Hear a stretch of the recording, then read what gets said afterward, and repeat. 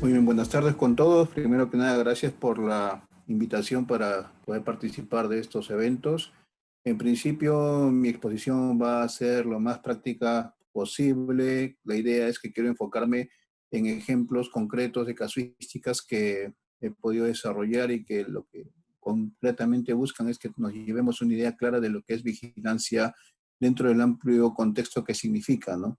Entonces, para eso voy a iniciar compartiéndole mi presentación y vamos a ir de lo, digamos así, de lo genérico a lo específico, ¿ok? Y la idea es de que vayamos aclarando algunos términos que muchas veces se pueden estar, digamos, confundiendo o transponiendo cuando hablamos de temas de vigilancia, de gestión de información y ese tipo de cosas. Voy a iniciar compartiéndoles mi pantalla y cualquier, por favor, duda, como lo mencionaron, al final de la exposición vamos a poder conversar. ¿Listo? Entonces voy a proyectar en este momento y vamos. Lo he titulado Vigilancia Tecnológica en las Organizaciones y vamos de lo operativo a lo estratégico, ¿no? ¿Por qué es tan importante esto? Básicamente porque vamos a comprender lo que es el marco contextual de la vigilancia. Uno vigila realmente qué vigila, por qué vigila, para qué vigila y cómo vigila, ¿no? Y lo otro interesante, cómo se integra todo esto dentro de los procesos organizacionales, cómo estamos alineados a las estrategias de la organización. Rápidamente, estas cuestiones conceptuales creo que ustedes ya la conocen, pero esto es, digamos, importante tener en cuenta porque es la base también de la vigilancia, ¿no?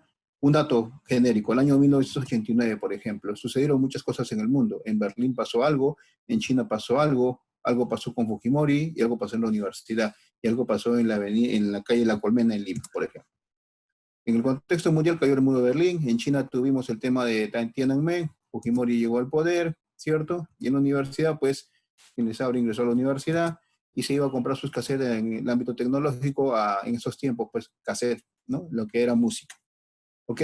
Estos son datos sueltos que para mí de alguna manera son relevantes porque de alguna manera los he podido vivir, llamémoslo así. He tenido experiencia en base a estos datos. Y en base a esos datos lo que yo obtengo y construyo realmente es información, ¿ok? Es lo primero que hay que tener en cuenta. Entonces, en el año 89 cayó el muro de Berlín, ok, cayó el socialismo. En el 89 Fujimori inició su campaña para la presidencia. En el 89 ingresé a la universidad y lo primero que hubo fue huelga. En el 89 compré mi primer Walkman con mis ahorros y los cassettes estaban de moda y así. Entonces, en base a mi experiencia, ok, yo construyo lo que es todo un concepto que vendría a ser la información. Su mismo nombre lo indica, ¿no? Es, digamos, informático, es dar forma prácticamente, ¿no? Entonces, pero esa dar forma está en función a la experiencia propia que uno tiene respecto a los datos que uno recibe, ¿ok? Es decir, si estos datos que yo estoy mostrando acá los muestro en otro contexto, por ejemplo, en otro país, simplemente para algunos, ¿no? Va a ser de interés, para otros van a, digamos, no, simplemente no va a significar nada. Todo está en función de la manera como yo manejo en base a mi experiencia los datos que estoy recopilando, ¿ok? Eso es lo primero que hay que tener en claro. Ahora, el tema es el siguiente, cuando ya empieza a complejizarse, cuando tenemos una cuestión de datos, información, sabiduría y sabiduría. ¿Qué significa esto? ¿No? Acá estamos hablando de la pirámide de AFCO, ¿no? Entonces, ¿qué significa básicamente? Es como la suma de estos datos se va consolidando en información y después ya eso se convierte en lo que llaman conocimiento, o en la suma de la experiencia, la aplicación, la renovación, digamos, de los nuevos conocimientos y así. Luego de eso tenemos ya un nivel más alto que le llaman la inteligencia, ¿no? ¿En qué sentido? En este sentido. Fíjense ustedes, ¿no? Nosotros estamos hablando cuando estamos trabajando el tema de información de distintos niveles. A fin de cuentas, todo no es otra cosa que información que en cierto momento se puede convertir en conocimiento, pero con el tiempo y dependiendo de su contexto se va a volver en conocimiento o información nuevamente. Pero la suma de todo esto va a significar volver a construir todo un segmento de conocimientos hacia lo que llamamos nosotros sabiduría o inteligencia, ¿no? Entonces, dicho esto es muy importante tener en cuenta, porque en qué punto realmente nosotros estamos trabajando el tema de vigilancia. O sea, en esta pirámide tan interesante, que va de lo más simple a lo más de lo operativo a lo estratégico, pasando por lo táctico, ¿en dónde está la vigilancia? Es lo primero que hay que tener en cuenta, ¿no? Muchas veces se confunde que estamos haciendo vigilancia cuando estamos haciendo otra cosa más que gestión documental. Y muchas veces se confunde que estamos haciendo vigilancia cuando ya hemos hecho inteligencia y hemos llegado al nivel prospectivo y muchas veces la perspectiva se confunde también nuevamente con gestión del conocimiento y así. Entonces no quedan claros los conceptos, tampoco no quedan, digamos, claros los alcances de uno u otro proceso. En realidad, la línea divisoria entre cada uno de ellos es bastante frágil, pero depende mucho de la coyuntura en la cual la información se utilice. ¿Ok? Les voy a poner un caso práctico. Por ejemplo, cuando yo hacía mis prácticas en Petroperú, sucedió algo interesante. Fíjense ustedes que, ustedes saben que la refinería del Pampilla antes era parte de Petroperú. Pues más o menos en el año 95 hubo un tema importante. Hay unos tanques de petróleo allá, a los que van por ventanilla van a encontrar esos tanques de petróleo, y sucedió que esos tanques han sido, digamos, construidos, hablamos de a fines de la década del 70. Entonces utilizaron una tecnología, digamos, de soldadura de esos tiempos. Y uno de esos tanques, en ese tiempo, en los 90, mediados de los 90, empezó prácticamente a dañarse y empezó prácticamente a botar como un vapor que, ustedes saben, si meten un fósforo a un tanque de gas, revienta. Entonces había un enorme riesgo de que podría volar medio Lima. Buscaron la información respecto de qué nivel de punto de soldadura había que aplicar a esos tanques y no lo encontraron por ningún lado. Preguntaron, en todo caso, si es que a STM, que era, digamos, la organización que había dado los estándares para implementar los tanques, si esa norma existía. Tampoco existía porque era tecnología antigua. Entonces, por ese lado, había un gran riesgo. ¿Evacúan la ciudad o hacemos algo? Alguien por ahí se acordó que había un señor ya que se había jubilado, que se había pensionado, y que este señor trabajaba en el archivo técnico. Y ese archivo técnico, lamentablemente, había sido desmontado hace años, ¿no? Pero fueron justamente a buscarlo a este señor. Este señor, cuando le preguntaron, él se acordó que había una norma técnica de una hojita enterrada en un archivo técnico en el sótano 3 del edificio principal. Fueron allá, rebuscaron y encontraron felizmente la norma y aplicaron el punto de soldadura bajo los estándares que en ese momento eran necesarios, digamos, de utilizar para este tipo de equipo. Acá se suman muchas cosas, fíjense ustedes. Acá hay un serio problema de transferencia de conocimiento, hablamos de gestión de conocimiento. Pero acá vamos de un datito simple, de un punto de soldadura en cierto grado, ¿ok? Un dato operativo, pero que en ese contexto se volvió estratégico. ¿Por qué? Porque si no encontrábamos este número, ¿no?, de punto de soldadura, ¿qué hubiera pasado? Habría que, digamos, evacuar la ciudad, saber Dios. Entonces, eso es muy importante tener en cuenta. Los datos se convierten en información y viceversa. En ciertos contextos se vuelven estratégicos y en otros momentos pueden ser operativos, ¿no? Eso es muy importante tener en cuenta. Ahora, ¿cómo impacta esto en el tema de vigilancia? Y ahora vamos a verlo a continuación. Acá hay una frase que es, digamos, ya clásica de hace muchos siglos, de Sun Tzu: si no conoces a los demás y te conoces a ti mismo, ni en 100 batallas correrás peligro. Si no conoces a los demás, pero te conoces a ti mismo, perderás una batalla y ganarás otra. Si no conoces a los demás ni te conoces a ti mismo, correrás peligro en cada batalla. Esto es muy importante de mencionar. ¿Por qué? ¿Cómo usted va a conocer a los demás? Tiene que vigilarlos. ¿Ok? ¿Y cómo usted se va a conocer a sí mismo? Tiene que autovigilarse para ver qué es lo que sabe, qué es lo que sabe que no sabe, o quién sabe qué y quién debería saber qué en este momento y no lo sabe. Entonces, este juego de palabras es muy importante porque es la base también ya del tema de gestión del conocimiento y ese tipo de cosas. Pero el saber qué no sé, eso es un proceso de vigilancia internamente. Esta es la pirámide de Atkos modificada, ¿ok? Porque la tradicional es prácticamente es un bloque encima de otro. ¿Okay? Voy a poner acá un puntero láser para poder explicar un poco más en detalle esto. Fíjense ustedes, la memoria organizacional es operacional, en la parte de gestión de conocimiento, vigilancia, inteligencia es táctico, y el nivel estratégico ya es inteligencia prospectiva. ¿Ok? En otras palabras, volvamos a un ejemplo de la vida diaria. Vamos a pensar en un organismo, un ser humano, que es, digamos, el sistema de información más completo y complejo en este momento. Ni siquiera son las computadoras porque no son autónomas en cierto momento. ¿Ok? Hasta ahora. ¿Qué tenemos acá? Fíjense usted va por la calle, va caminando y pisa un clavo. ¿Ok? ¿Qué va a pasar? Todo su sistema nervioso se va a activar para que justamente se alerte de que ha tenido un accidente y tiene que curarlo. Porque si usted no tiene ese sistema nervioso, simplemente usted se va a morir porque ni cuenta se dio que se pinchó el pie y le puede dar tétanos y se puede morir. Todo ese pequeño proceso es tan complejo que involucra muchas actividades. Fíjense ustedes que hay un aparato psicomotor por ahí, un aparato para ver todo el sistema esquelético, toda una reacción en cadena para atender un problema. Si su pie tuviera un sistema de información independiente por un lado, si su cerebro tuviera otro sistema de información independiente por otro, si su brazo por otro sistema, su corazón otro sistema y ninguno juega en equipo, simplemente usted no estaría vivo, ¿no? Es lo mismo que en una organización. Fíjense, tenemos que integrar todos los pequeños subsistemas especializados, ¿ok? En uno común, porque ese es el concepto del sistema de información. Pero en todo este juego, ¿dónde entra el tema de vigilancia? En lo siguiente, volviendo al ejemplo de la persona que pisó un clavo. Usted cuando vuelva por la calle, ¿ok? Seguramente va a estar un poco más atento por el accidente que tuvo, ya está vigilando. Y si usted observa que hay una situación muy similar a en la cual se accidentó, que hay un clavo, una tachuela en una madera, usted va a esquivar esa situación, porque usted ya aprendió, ¿no? Gestión del conocimiento, el aprendizaje, como quieran llamarlo, ¿no? Pero entonces la vigilancia justamente es construir todo ese radar que a usted le va a permitir estar atento a circunstancias que ya aprendió que pueden suceder, porque no tiene Alzheimer organizacional, pensando en las organizaciones, y usted ya está en su disco duro, en su memoria organizacional, ya lo tiene debidamente sistematizado para reaccionar en circunstancias similares. ¿Ok? Cuando hablamos de gestión del conocimiento, estamos hablando de esa parte también, pero también estamos hablando de capturar talento. Si usted, por ejemplo, es una organización y quiere traer a los expertos a nivel mundial o regional en un tema que para usted es estratégico, usted va a tener que vigilar. ¿Vigilar qué? Ahí viene la pregunta, ¿no? ¿Quiénes son los expertos a nivel mundial? ¿Dónde nacen los expertos a nivel mundial? Por un lado. Por otro lado también, usted está en constante competencia con una organización que es similar a usted, le va a quitar el mercado si usted no reacciona.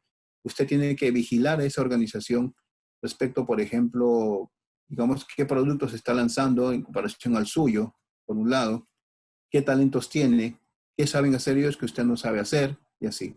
Pero todo el producto de todo este ejercicio se va a decantar para tomar decisiones a nivel inteligencia. ¿Ok? Entonces acá estamos elevando un poquito más ya la estructura respecto a los criterios de decisiones como tal. Después de eso, en los niveles de inteligencia, cuando ya tomamos decisiones rápidas, estratégicas, tenemos la posibilidad de construir el futuro a través de las metodologías de prospectiva. ¿Qué quiere decir esto? Usted no puede hacer prospectiva si no ha hecho inteligencia. Usted no puede hacer inteligencia si no ha hecho vigilancia. Usted no puede hacer vigilancia si no hace gestión de conocimiento. Y usted no puede hacer gestión de conocimiento si no hace memoria organizacional. Muchas veces, incluso en nuestra disciplina, se estudia archivística o archivos, por un lado, ¿no? Y por otro lado, estamos metidos en gestión de conocimiento, por ahí otros profesionales de otras disciplinas se meten en inteligencia y vigilancia, más allá otros se meten en prospectiva. El gran pecado acá es que realmente todo esto debe estar sistematizado e integrado, ¿no? Sino que muchas veces se toca el tema no de manera sistémica, sino de una manera independiente. Lo que al final tenemos son islas de conocimiento. Ahora, lo otro importante, muchas veces se ha trabajado estos temas de manera, como digamos, de bloques, ¿no? Memoria organizacional, gestión de conocimiento, bloque tras bloque, uno encima del otro. Cuando ven ustedes este gráfico de esta pirámide, realmente, fíjense, hay un enorme volumen de datos de memoria organizacional, el cual se va volviendo más pequeño conforme se va volviendo estratégico. ¿Qué quiere decir esto? Que puede haber un datito así como el caso que les comenté de la norma técnica que se aplicó para ¿no? el tanque de petróleo ya en la Pampilla. Un datito que en este momento es operacional, pero en ese momento se volvió altamente estratégico. ¿Ok? Pero eso es muy importante de tener en cuenta en estos aspectos, ¿no? Todo es sistemático, todo es integrado. No podemos manejar las cosas de manera autónoma, porque si no vamos a generar islas de conocimiento, islas, digamos, de información, de datos, y al final no vamos a poder realmente tener una organización inteligente, como se suele llamar. ¿Ok? A eso también se aplica mucho el concepto de organización ambidiestra, aquella que tiene la capacidad de capturar y aplicar lo que ha capturado de manera más rápida que el competidor. ¿Ok? En ese sentido, para que tengamos una organización ambidiestra, tenemos que tener toda esta dinámica debidamente sistematizada e integrada. No pueden estar aislados. Como le decía, volviendo al ejercicio del cuerpo humano, imagínense que todos los brazos y sus extremidades inferiores tengan un sistema de información en otro idioma inclusive, su corazón en otro idioma, el flujo es más, digamos, más directo o menos directo, eso sería un caos, ¿no? ¿Qué se vigila? Acá viene algo interesante. Se va a vigilar una realidad. Cuando hablamos de vigilancia tecnológica, hablamos de tecnología. Y cuando hablamos de tecnología, estamos hablando no solamente de tecnología de información, estamos hablando de todo tipo de tecnología. Un lapicero, ¿qué les digo? Un cenicero, una cosa, aunque sea de madera, por más simple que sea, no es otra cosa más que tecnología, que es la aplicación de determinado conocimiento científico en una herramienta o en un proceso que se va, digamos, a utilizar para solucionar un problema de la vida diaria. ¿Ok? Entonces, vamos a vigilar talento de los competidores, estrategias de mercadeo, movimientos económicos, contexto social, perfil del consumidor y así. ¿Ok? En realidad la vigilancia debe ser integral, estratégica, no debería ser solamente vigilancia tecnológica. La vigilancia estratégica arrasa con todos los tipos de fuentes de información. ¿Ok? Un poco por experiencia también les comparto esto. Fíjense, cuando trabajaba en el área de inteligencia, lo cual estaba yo, digamos, manejando en su momento, nuestro objetivo concreto era todos los años actualizar los organigramas del competidor. Todos los años teníamos que tener la actualización en enero o febrero el organigrama del competidor más directo, más cercano. Pero esa es información, entre comillas, confidencial. Pero esa información sale en las revistas del entorno, ¿no? Las revistas especializadas de la industria en la que trabajaba. Siempre había una sección de movimiento de personal. Tal gerente estaba trabajando en tal sitio y hoy ya pasó a tal área o en todo caso se retiró de la compañía. Inmediatamente lo que uno hacía era con su staff de personas armar todo su organigrama, reformularlo, revisarlo, ¿no? Entonces la vigilancia de las noticias de movimientos de personal son vitales, por un lado. Es importante también, por ejemplo, lo siguiente, contar con fuentes de información bastante, digamos, detallistas. Usábamos una base de datos que básicamente tenía algo interesante. Era como que una empresa en la que trabajaba tuviera un comprador en cada país del mundo y que se iba a Plaza B, a Wong, a Metro y compraba los productos de la competencia y nos tenían que alimentar con información desde qué tipo de material era, qué presentación, qué precio, ¿ok? También qué tipo de bull como tal, qué tipo de dispositivo técnico tenía. Toda esa información se cargaba en tiempo real. Pero eso es muchísima información. Entonces teníamos una serie de herramientas que nos facilitaban justamente en base a nuestras, digamos, necesidades, nuestras prioridades, aquella información que aplicaba en nuestros proyectos en curso y en posibles amenazas. Existía también lo que se llamaba innovación abierta, ¿no? Dentro del proceso de innovación abierta había todo un proceso de gestión de innovaciones futuras. ¿Qué era eso? Son tecnologías que en este momento no vamos a aplicar a nuestros productos, a nuestra línea de negocio, porque no es nuestro foco, pero de acá a 2 o 3 años es muy probable que sí. Entonces, tenemos que tener todo eso listo en stock para poder aplicarlo cuando llegue el momento, ¿no? Entonces, ¿qué pasa si no hacemos eso? Nosotros lo hace la competencia. De igual manera, se tenía un banco de expertos a nivel regional, a nivel nacional y a nivel mundial. ¿Por qué? Porque era muy importante identificar el talento. ¿Quiénes son los competidores? ¿Quién es el talento? Acuérdense que las organizaciones lo hacen las personas, no las máquinas. Tenemos que tener monitoreados y el gerente que había, digamos, de innovación del competidor ya estaba a punto, digamos, de cambiarse de área o incluso había renunciado para ver si lo podíamos contratar, ¿no? Todo eso se vigila también, ¿no? El contexto también social, el tema de ciencia del consumidor también es otro tema muy interesante de vigilar. Ahora incluso vamos a contarles que ese es un ejercicio que tuvimos que desarrollar, porque se tuvo que implementar una gerencia de ciencia del consumidor y el equipo de trabajo tuvo que desarrollar todo un estudio de poder identificar con nombre y apellido, correo electrónico, dirección física, de quién era el candidato ideal que pudiera asumir ese cargo dentro de nuestra organización. Vamos por acá. Pero hay algo importante. En estos tiempos ya tenemos algo que nos está prácticamente alterando absolutamente todo. Pero en tema de vigilancia, realmente es para observarlo bien. ¿Ok? Por lo siguiente. Todos sabemos que existen bases de datos. Esta es una lista en Excel que bien podría ser una base de datos. ¿Ok? Que están trabajando, digamos que internamente trabajan con índices, con relaciones entre tablas y así. ¿Ok? Esta es información estructurada. De tal manera que si yo puedo filtrar como si estuviera en Excel, puedo sacar la lista de personas, por cargo, por rango y etc. Pero también tenemos ahora datos no estructurados. Son los datos sociales que circulan en YouTube, que circulan en Facebook, que están en Twitter, en LinkedIn y ese tipo de cosas. En este caso de datos estructurados, y hablamos de bases de datos que han implicado el trabajo de alguien para poder estructurar estos datos, digamos, la veracidad de los datos como tal tiene unos filtros muy fuertes.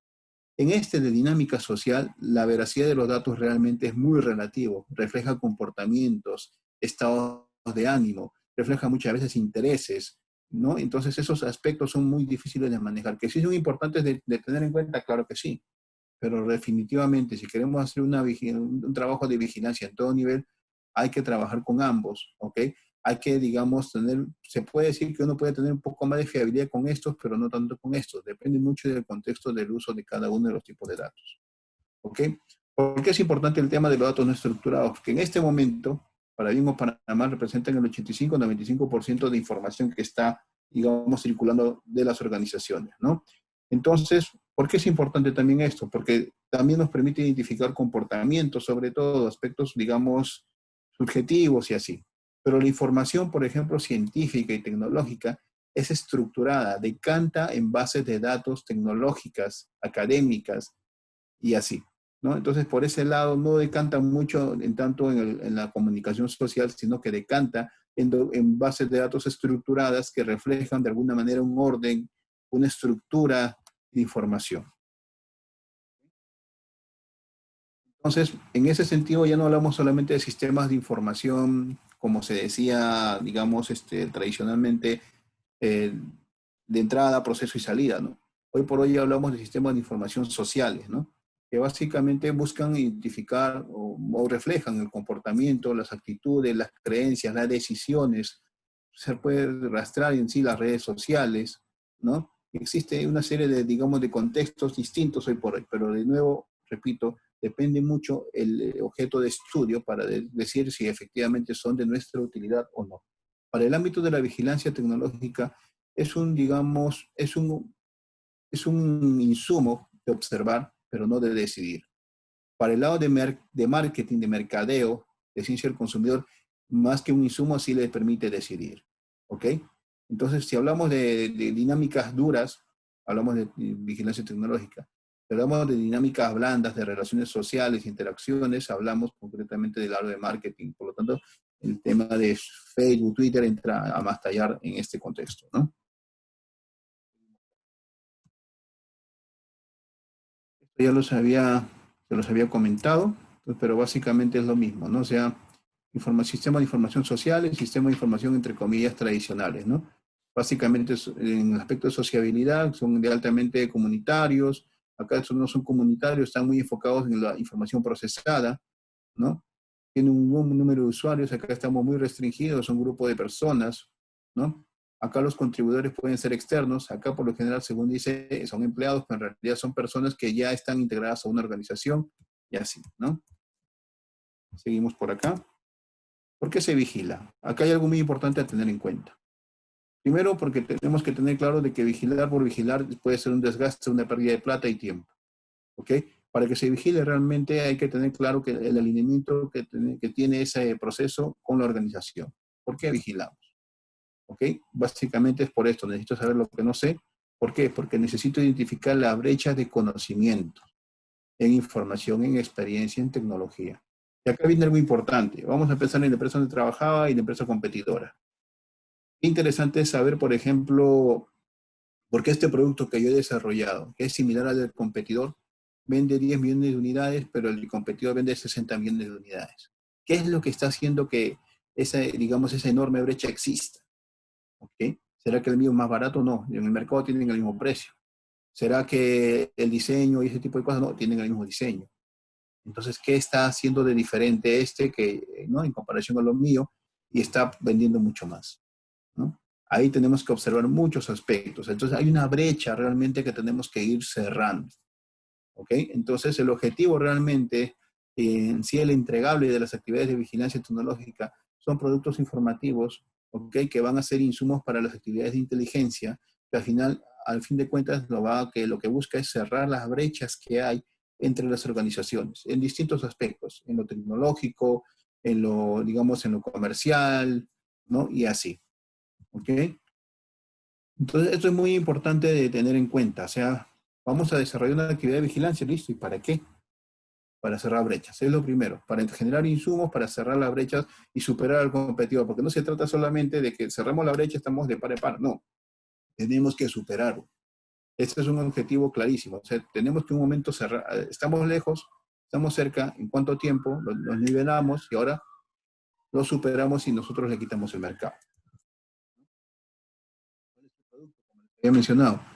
Productos de información jerarquizados, ¿ok? Para los procesos de inteligencia. Y acá hay algo importante. No toda la información que se recibe se vigila, ¿no? No toda.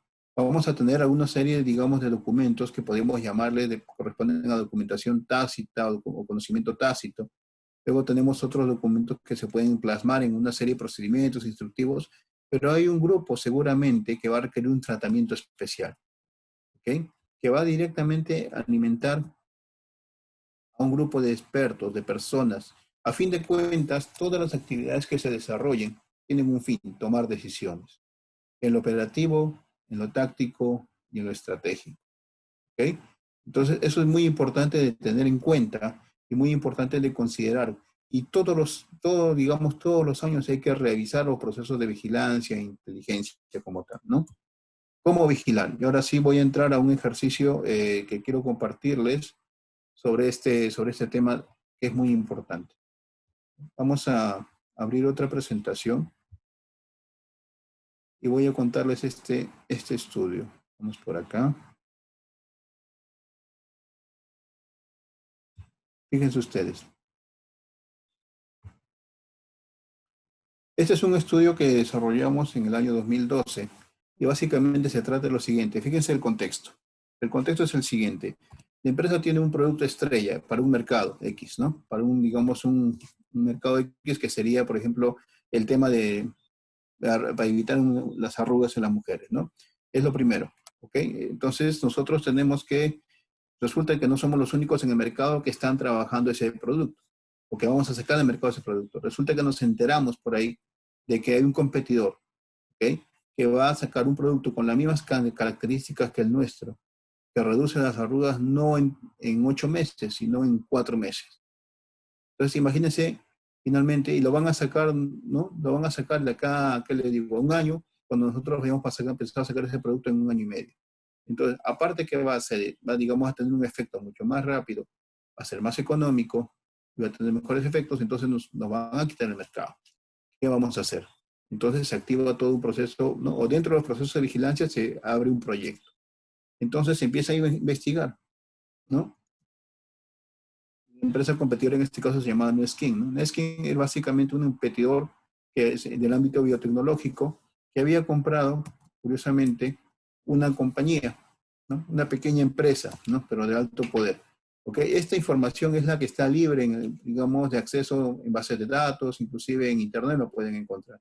Entonces, uno empieza a monitorear algunas alertas que salen en los medios abiertos y uno llega a esta conclusión. Este Arnox, digamos, es la molécula que una empresa X digamos, está desarrollando y que impacta en nuestro producto. Y este Arnox corresponde a una pequeña empresa que justamente ha comprado Nuskin, ¿no? Nuskin, ¿no? La empresa se llama Nox Technology, ¿ok?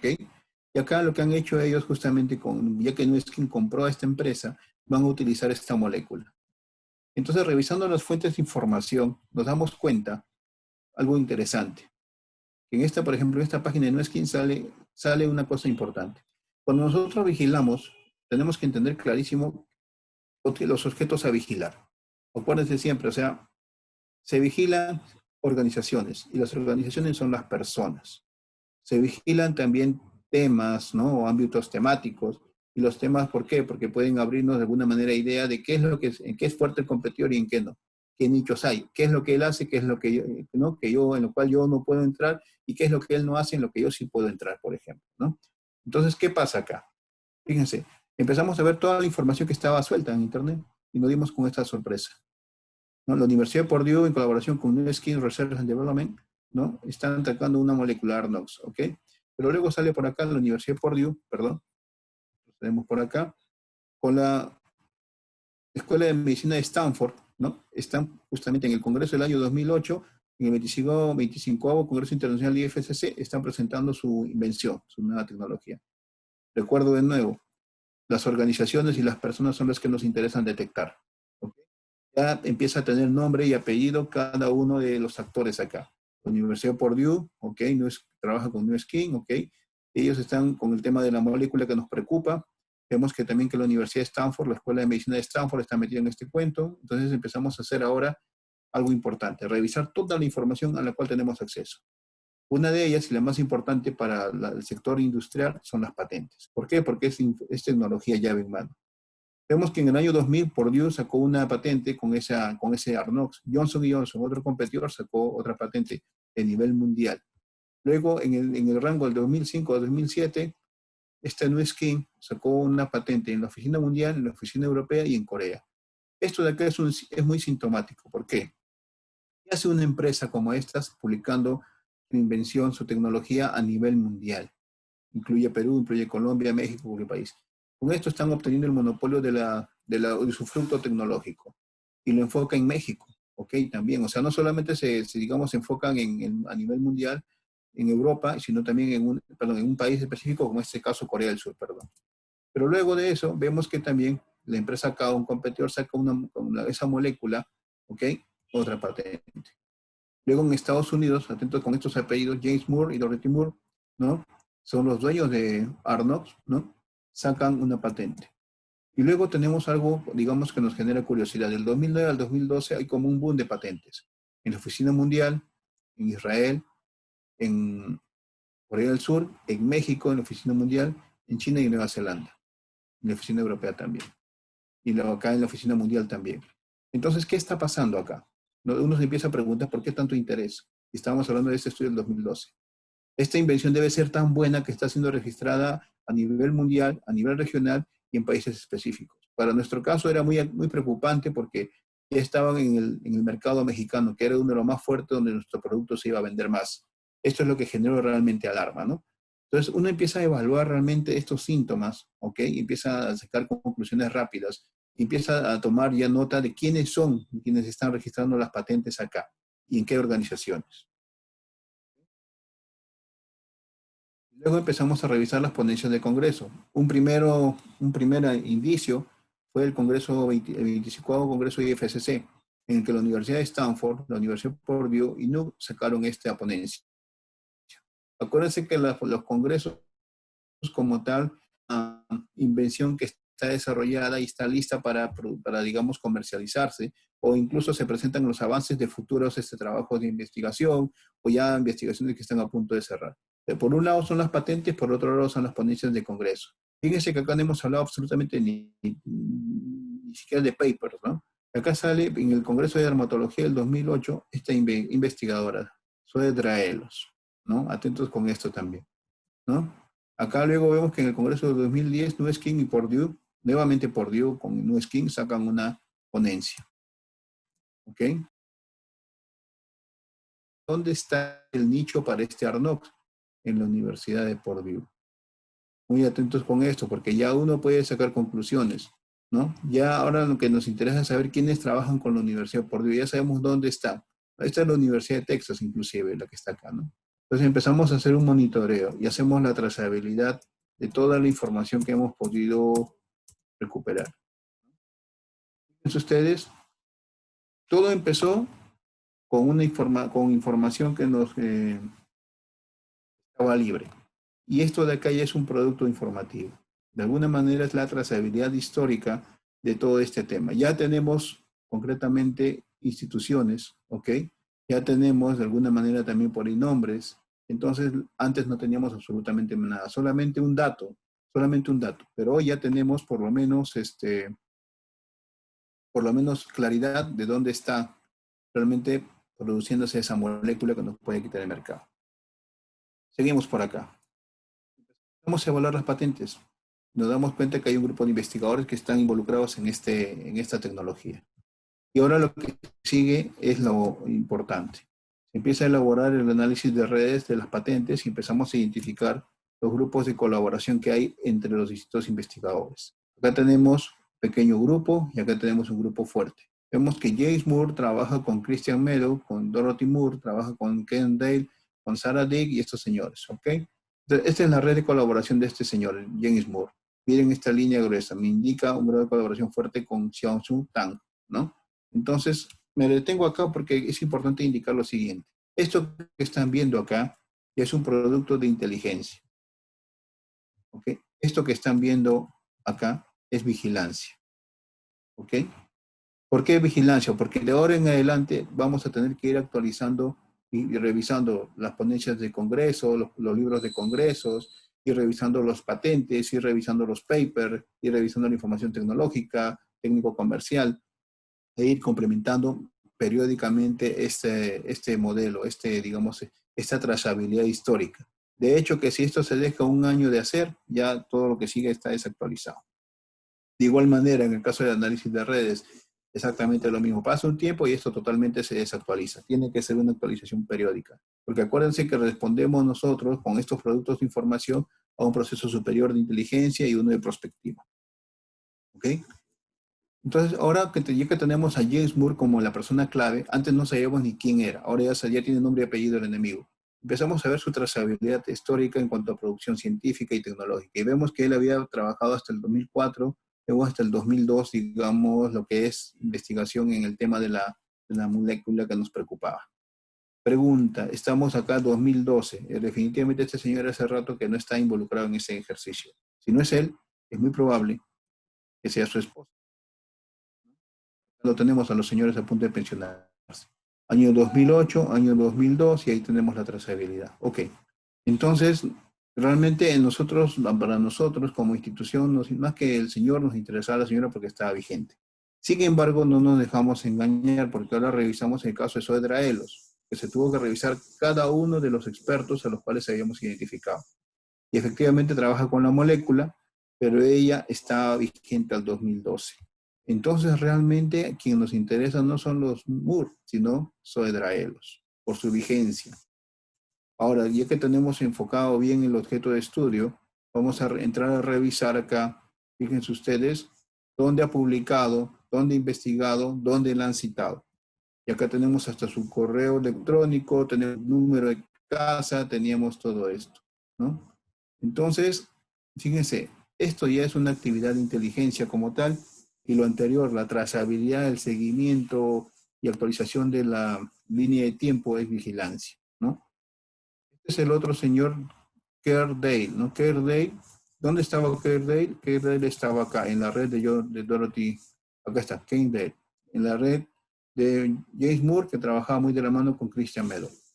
Y curiosamente acá nosotros podemos identificar que este señor trabaja en nuestro competidor, Nueskin. Entonces ahora, como decíamos, el enemigo tiene rostro prácticamente, ¿no? Entonces, medio en broma, medio en serio, decíamos, es como cuando uno busca a Osama Bin Laden, ya sabemos dónde está, ahora hay que mandarle el misilazo.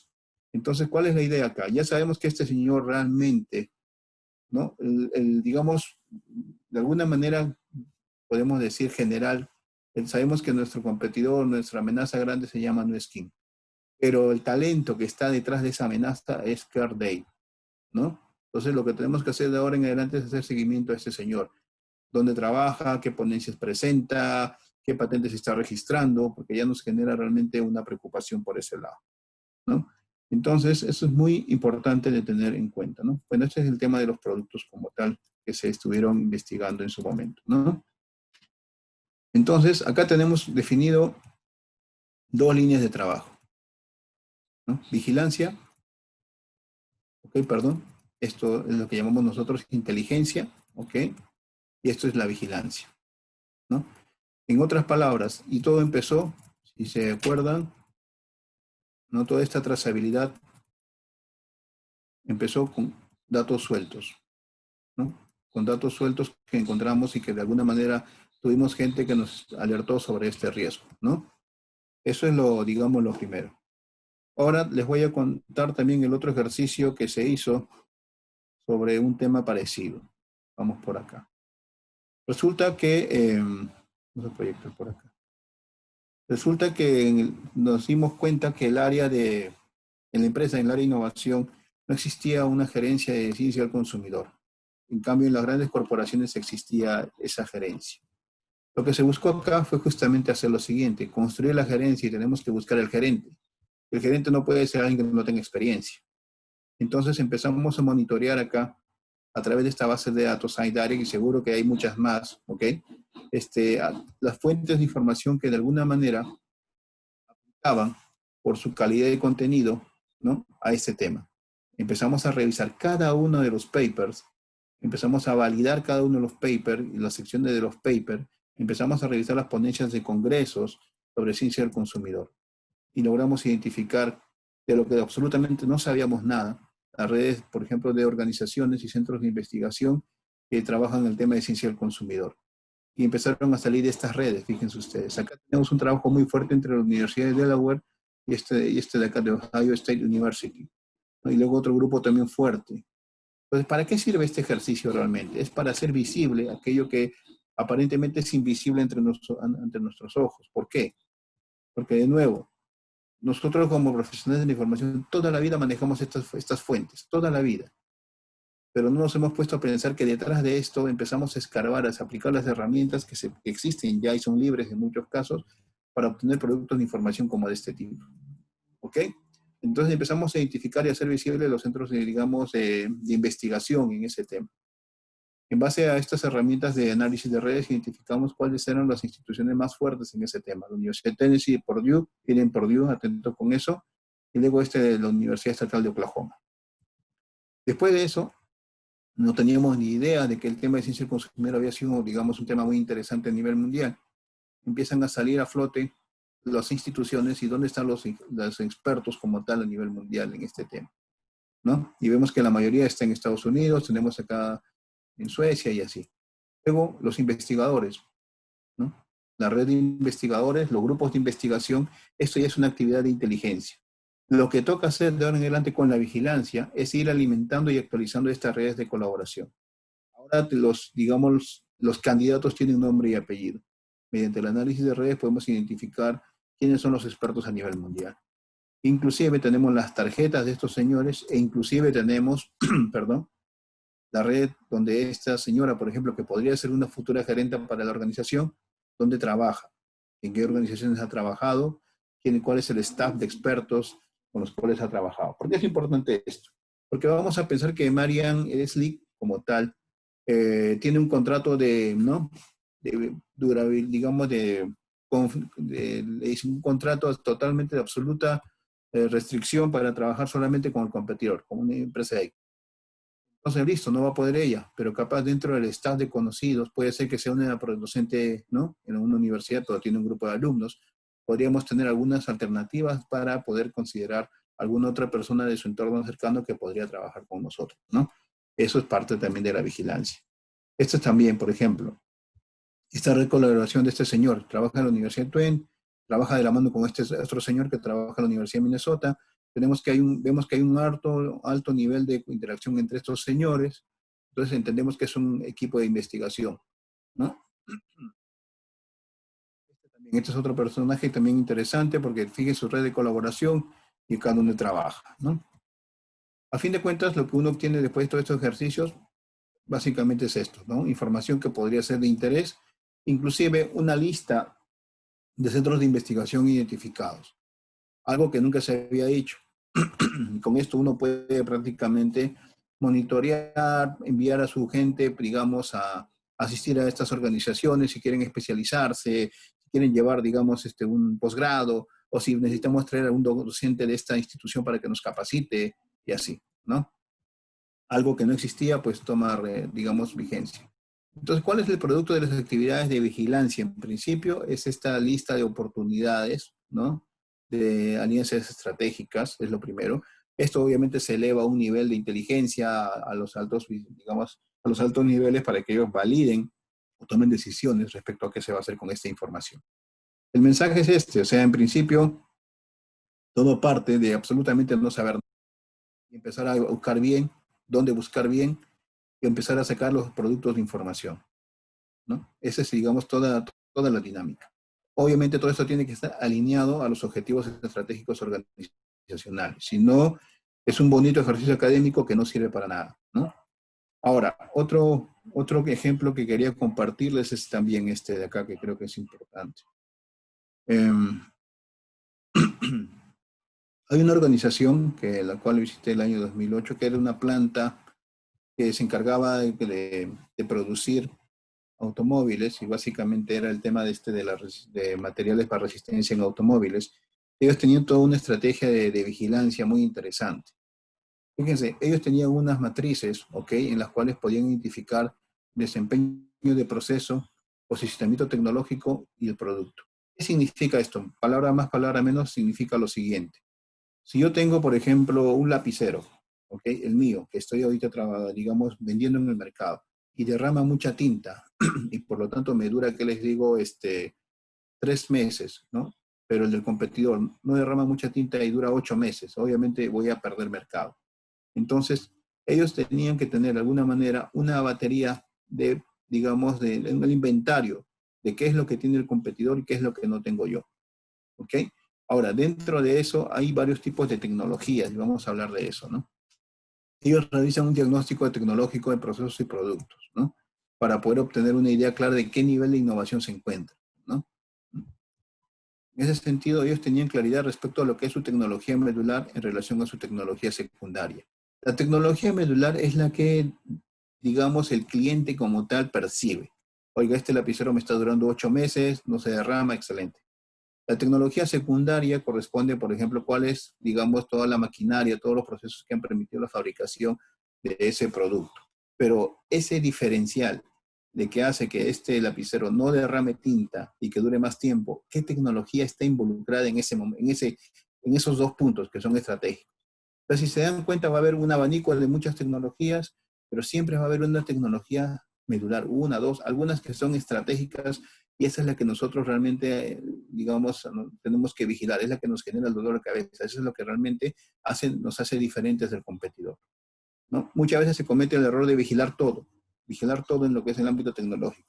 Y desgastamos el equipo de vigilancia cuando realmente tenemos que enfocarnos en las tecnologías que en este momento son, digamos, nuestras brechas. ¿Por qué? Porque hay que irlas cerrando. Si una empresa, si una organización hace algo diferente a nosotros y hace algo mejor a lo nuestro, ya hay una brecha, ¿no? Entonces, nuestro objetivo siempre va a ser competir para cerrar esa brecha y no solamente llegar a nivelarlo, sino superarlo, ¿no? Entonces, ellos tuvieron un inventario concretamente de lo que es tecnologías en mecánicas, en alineamiento térmico, en tratamiento térmico, ¿no? Y aplicaban tecnologías en distintos procesos. Y pusieron un chelik. Esto es medular, esto es secundario y así. Y rápidamente identificaron aquellos que cómo impactaban directamente en los procesos, ¿no? Su posicionamiento tecnológico. ¿Qué hace el competidor A? ¿Qué hace el competidor B? ¿Qué hace el competidor C? ¿No? En otras palabras, íbamos marcando acá las brechas que habían entre cada uno de ellos y cómo impactaban en los procesos. Y al final lo que tenían ellos prácticamente era esto, producto tal, ¿ok? ¿Cuál es la brecha con el competidor A, con el competidor B, con el competidor C y nuestro producto en qué nivel está? Esta matriz es importante porque en base a esta uno puede ir prácticamente monitoreando el cierre de brechas. Pero para ir cerrando la brecha hay que vigilar. Y no solamente hay que vigilar, porque no solamente se trata de identificar lo mal que estamos o lo bien que estamos, sino si realmente tenemos la capacidad de hacer, digamos, los cambios, en otras palabras, si tenemos la capacidad de absorción de conocimientos, de tecnologías, para poder atender el cierre de brechas. Eso va a involucrar también que la organización tiene que tener una flexibilidad en adaptación y captura de nuevas tecnologías, ¿no? Y así. Entonces, bueno, este ya es otro tema. Pero en principio de eso se trata el tema de vigilancia tecnológica o vigilancia también del entorno, ¿no? Esto era lo que tenía para compartirles. No sé si ahora hay alguna pregunta. Vamos a ver. A ver, sí, tenemos una pregunta que es de la señora Delia Córdoba.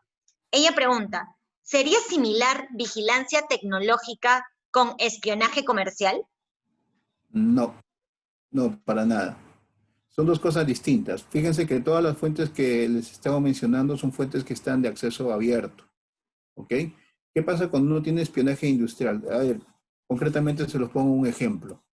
Resulta que por ejemplo, los japoneses tuvieron un tiempo de que viajaban mucho por el mundo realmente, iban por Europa, por América y así.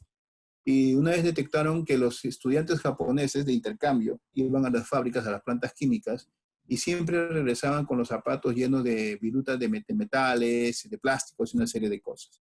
¿Ok? Estos señores lo que estaban haciendo era espionaje. ¿Ok? Porque estaban usando una mala praxis de recoger todas las virutas, todos los materiales que están tirados en las plantas, para luego evaluar concretamente qué tecnología era la que estaban utilizando los competidores, ¿no? Entonces, eso, digamos, está mal, ¿no? El espionaje industrial básicamente es buscar en fuentes no legales para sacar información de ahí. Lo que uno puede hacer siempre es mirar fuentes libres, de acceso libre, y hacer sus análisis y sacar sus propias conclusiones. ¿Ok? Entonces, eso es muy interesante de tener en cuenta. Otra cosa interesante, y eso era una línea, digamos, también de una fuente de información valiosa. Si yo tengo un competidor, vamos a tener muchas veces un proveedor de la misma materia prima. ¿Ok? Entonces, yo puedo tener claridad de alguna manera, ¿no? Evaluando qué es lo que este proveedor le está vendiendo a mi competidor, por ejemplo.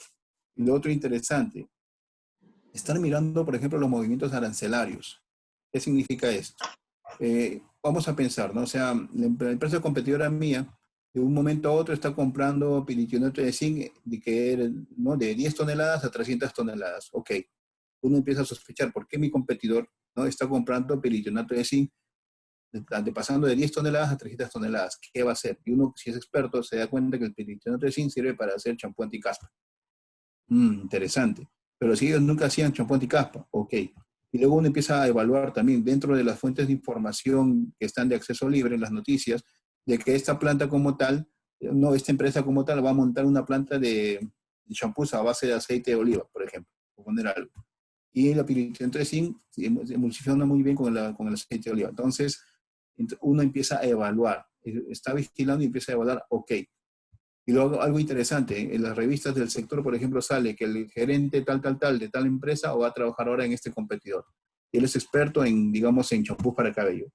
Entonces uno empieza a sacar una serie de deducciones de que efectivamente esto es, digamos, algo que se viene con fuerza. Y lo van a hacer en un mercado donde yo soy fuerte y que me lo pueden quitar. Eso, digamos, es hacer vigilancia. Lo otro distinto es que yo contrate un practicante, lo involucre dentro de la organización, competidora y empiece a robarle los documentos técnicos, por ejemplo. Eso sí es grave, ¿no? Eso no se puede hacer.